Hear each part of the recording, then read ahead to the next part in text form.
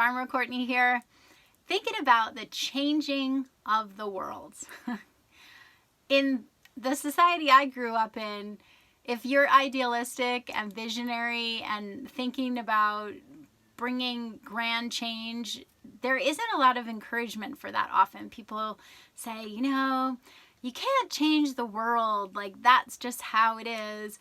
And that wasn't something that I was able to accept, and so therefore I never quite fit into that whole scene. I was always in it as an observer of what was going on, but I didn't ever feel connected.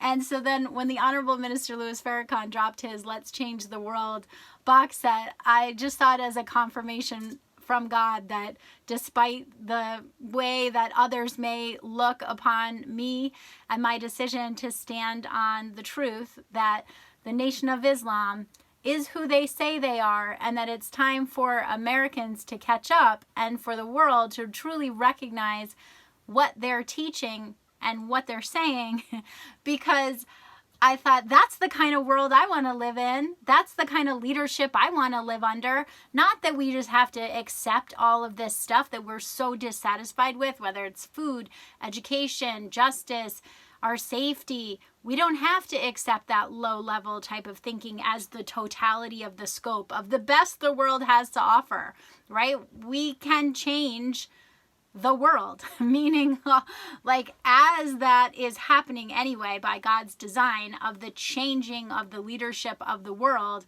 that we can be helpful, we can be helpers, so we don't have to stay in the cycle of self-destruction, missing salvation, missing the opportunity to let other people know about this change that's happening, this coming, this supreme wisdom that was brought, this shattering of all these illusions.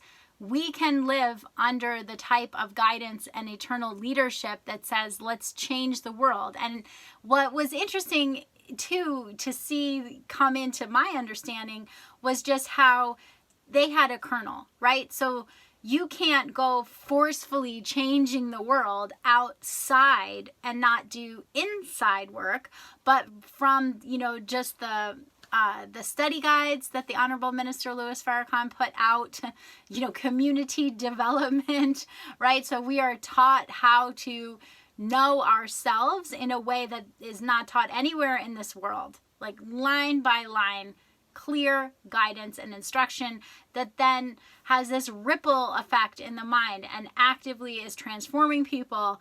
Then when you are working on yourself, then you can work on community, and then community upon community, the world is transformed. And so rather than just suppressing and shutting it down, you can't change the world. It's an invitation. Let's change the world.